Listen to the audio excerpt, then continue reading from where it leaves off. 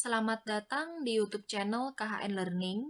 Di video kali ini saya akan menjelaskan tentang pengertian dasar logika dan algoritma. Ini adalah sejarah singkat dari logika dan algoritma. Logika diperkenalkan pertama kali oleh Aristoteles. Algoritma diperkenalkan pertama kali oleh ahli matematika yang bernama Abu Ja'far Muhammad Ibnu Musa Al-Khawarizmi. Berikut adalah definisi dari logika dan algoritma yang diambil dari beberapa literatur buku dan juga jurnal. Dari definisi tersebut dapat kita simpulkan bahwa logika dan algoritma merupakan kesatuan yang tidak dapat dipisahkan karena keduanya saling berkaitan. Logika adalah bentuk penalaran atau pemikiran, sedangkan algoritma adalah suatu urutan dari barisan langkah-langkah atau instruksi untuk menyelesaikan suatu masalah. Jadi, jika kita simpulkan pengertian logika dan algoritma adalah suatu urutan dari beberapa langkah yang logis guna menyelesaikan masalah. Selanjutnya adalah tahap penyelesaian masalah. Dalam dunia nyata, masalah itu pasti selalu ada dan selalu ada juga jalan keluarnya. Timbulnya permasalahan akan memunculkan pemikiran apakah masalah tersebut dapat diatasi sesuai dengan pemikiran atau daya nalar. Pemikiran logis untuk mengatasi masalah itu menimbulkan pemikiran untuk menciptakan bagaimana model yang terbaik untuk penyelesaian masalah. Apabila model penyelesaian masalah itu sudah terkonsep, pemikiran berikutnya adalah membuat langkah-langkah dalam menyelesaikan masalah tersebut. Langkah-langkah tersebut haruslah diatur atau teratur dan meyakinkan bahwa masalah akan terselesaikan. Jadi langkah-langkah itulah yang disebut dengan algoritma. Berikutnya adalah menerjemahkan tiap langkah-langkah yang ada pada algoritma ke dalam bahasa pemrograman. Kemudian dieksekusi dan akan menampilkan output atau hasil. Berikutnya, ini adalah kriteria pemilihan algoritma. Yang pertama adalah ada output. Mengacu pada definisi algoritma, suatu algoritma itu haruslah mempunyai output yang harus merupakan solusi dari masalah yang sedang diselesaikan. Kemudian yang kedua, efektivitas dan efisiensi. Dikatakan efektif jika algoritma tersebut menghasilkan suatu solusi yang sesuai dengan masalah yang diselesaikan. Dalam arti algoritma itu harus tepat guna. Kemudian dikatakan efisiensi jika waktu proses suatu algoritma relatif lebih singkat dan penggunaan memori komputernya juga lebih sedikit. Yang ketiga, jumlah langkahnya berhingga. Maksudnya adalah barisan instruksi yang dibuat harus dalam suatu urutan tertentu dan harus berhingga agar masalah yang dihadapi dapat diselesaikan dengan tidak memerlukan waktu yang relatif lama. Kemudian yang keempat adalah berakhir atau semi algoritma. Maksudnya di sini, proses di dalam mencari penyelesaian suatu masalah harus berhenti dan berakhir dengan hasil akhir yang merupakan solusinya, atau berupa informasi yang tidak diketemukan solusinya. Artinya, baik dalam kondisi solusi ada atau tidak ada, proses akan tetap harus berakhir dan juga berhenti. Istilah lainnya di dalam algoritma itu dikenal dengan semi algoritma, yaitu suatu prosedur yang hanya akan berhenti jika mempunyai atau menghasilkan solusi. Sedangkan jika tidak menghasilkan solusi, maka prosedur tersebut akan berjalan tanpa henti atau tanpa berhenti. Selanjutnya, kriteria yang terakhir adalah terstruktur.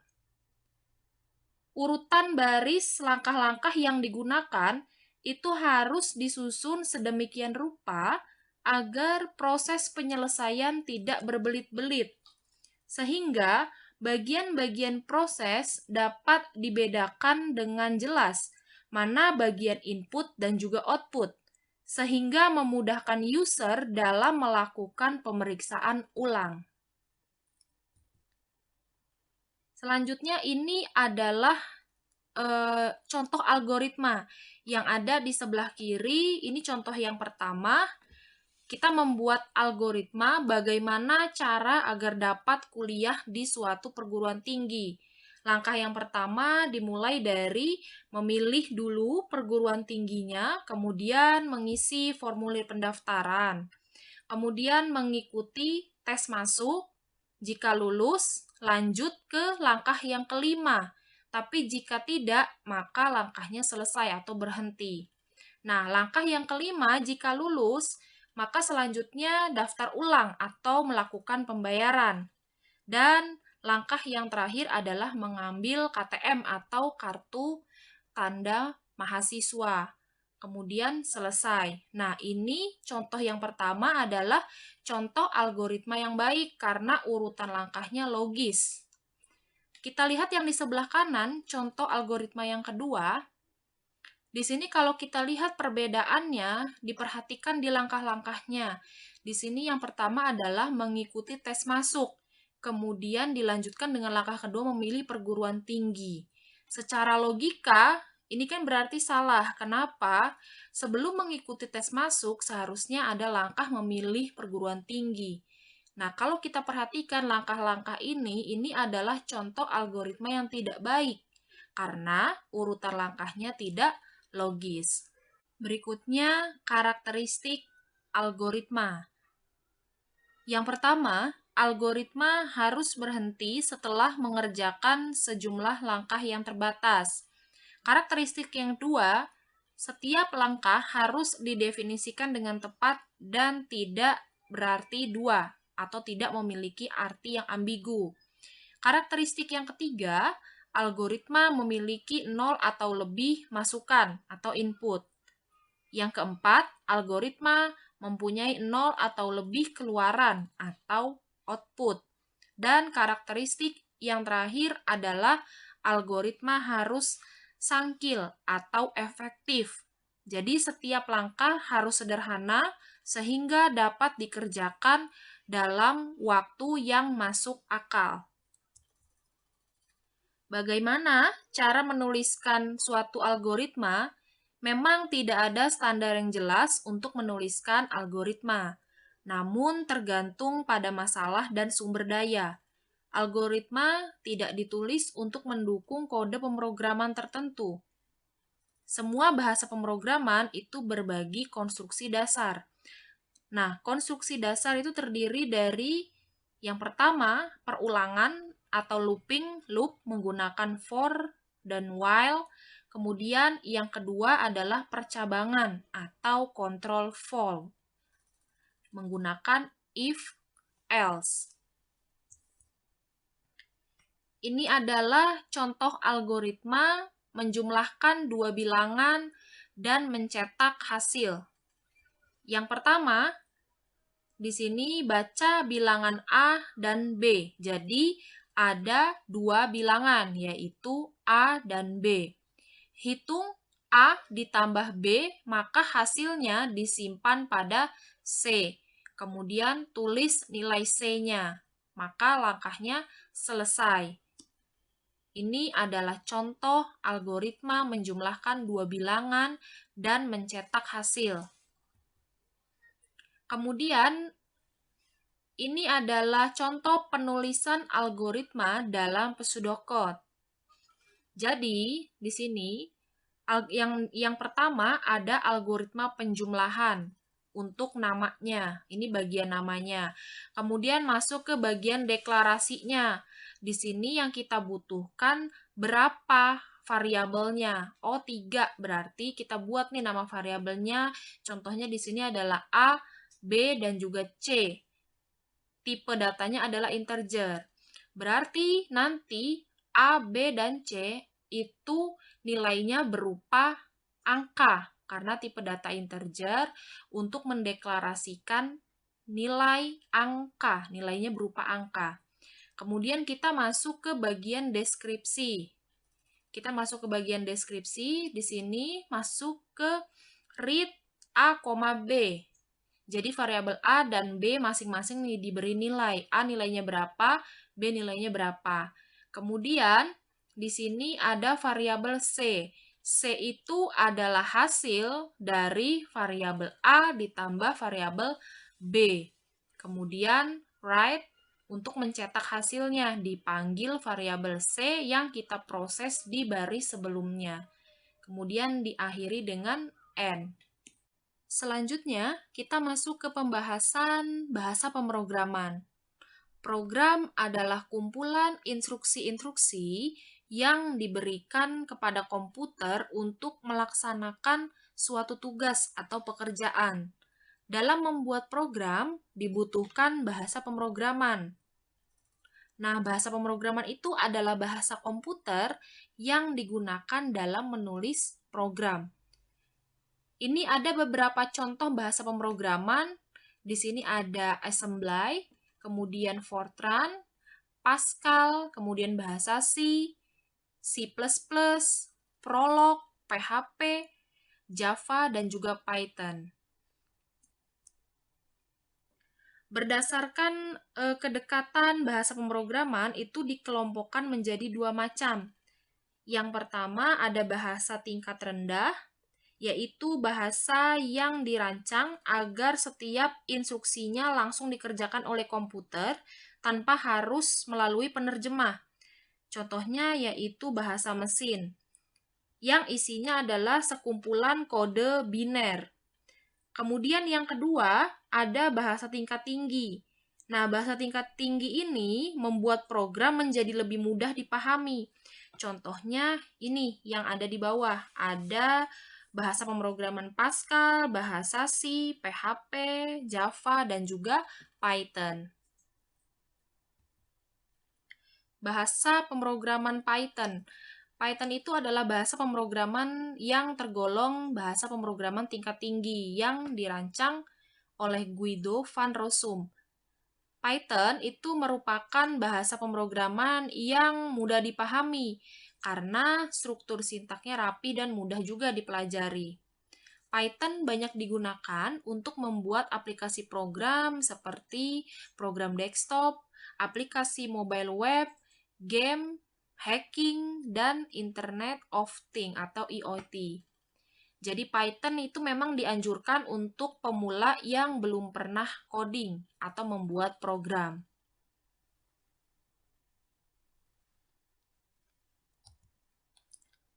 Di sini ada contoh script atau sintak menggunakan bahasa pemrograman C++, Java, dan juga Python. Kita lihat yang sebelah kiri. Di sebelah kiri ini adalah contoh program atau penulisan bahasa pemrograman menggunakan bahasa C++. Kalau kita lihat di sini, ini membandingkan menggunakan 3 bahasa pemrograman. Yang pertama menggunakan sintaks C++. Di sini kita akan mencetak sebuah tulisan logika algoritma. Kita lihat codingnya atau scriptnya diawali dengan membuat file header yaitu include iostream.h. Ini adalah file header. Jadi dalam bahasa C itu untuk penulisan coding atau scriptnya itu diawali dengan pembuatan file header. Kemudian masuk ke main. Main buka kurung tutup kurung. Ini masuk ke bagian utama dari isi sintaknya atau isi programnya. Kemudian di sini ada script cout. Cout itu fungsinya untuk mencetak tulisan yang nantinya ketika di running atau dijalankan skripnya, maka akan menampilkan tulisan logika algoritma. Kemudian return spasi 0. Ini adalah skrip bahasa C++. Kita lihat yang di sebelah kanan.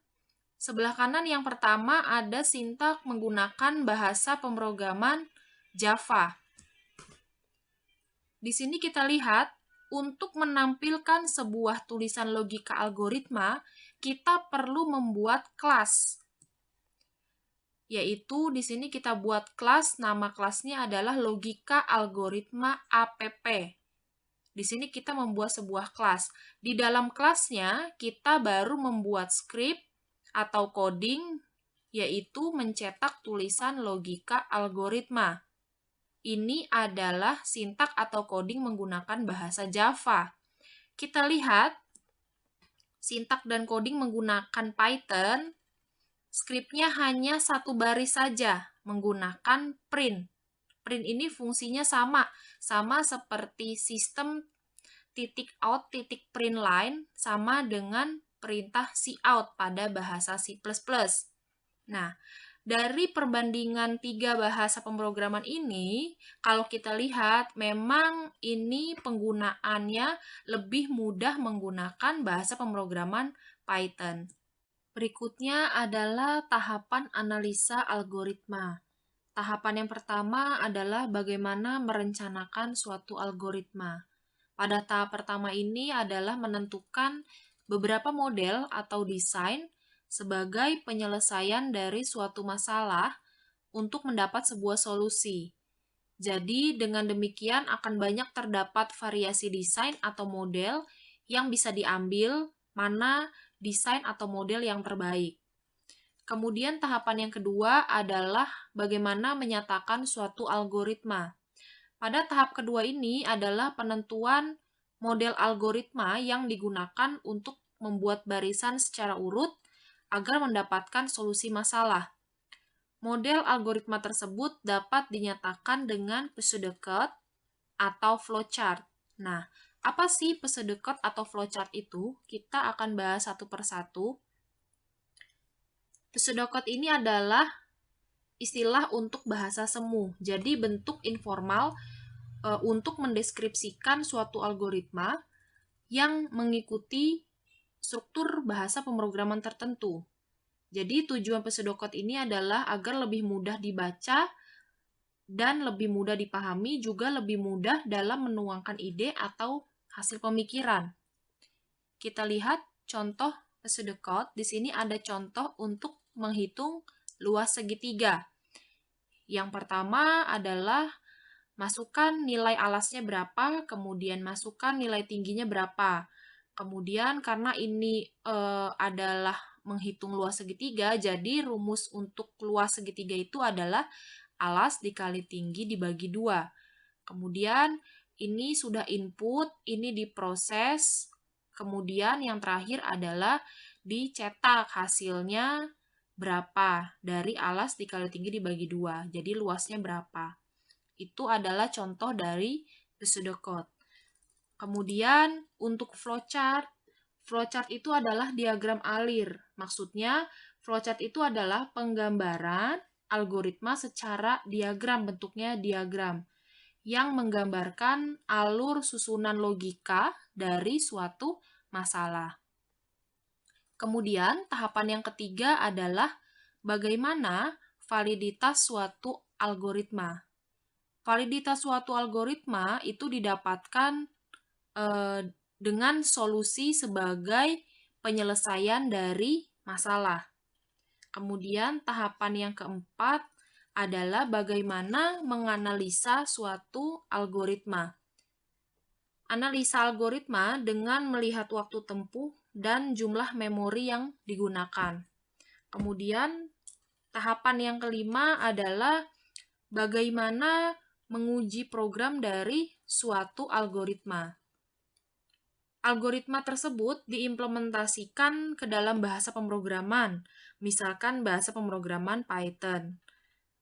Proses uji algoritma tersebut ada 2 tahap. Yang pertama adalah fase fase debugging, dan yang kedua adalah fase profiling. Kita akan bahas fase debugging dan fase profiling. Fase debugging adalah fase dari suatu proses eksekusi yang akan melakukan koreksi terhadap kesalahan program. Maksudnya adalah error atau salah dalam penulisan program, baik logika maupun sintaknya atau codingnya. Apabila ditemukan kesalahan, maka informasi error atau kesalahannya akan ditampilkan. Sedangkan fase profiling adalah fase yang akan bekerja jika program tersebut sudah benar atau telah melewati fase debugging. Jadi pada fase profiling ini, fase ini bekerja untuk melihat dan mengukur waktu tempuh atau running time yang diperlukan, serta jumlah memori atau storage yang digunakan dalam menyelesaikan suatu algoritma. Sekian penjelasan saya mengenai pengertian dasar logika dan algoritma. Apabila ada yang ingin ditanyakan, bisa ditanyakan di kolom komentar. Untuk yang sudah menyimak dan mendengarkan, saya ucapkan terima kasih, semoga bermanfaat.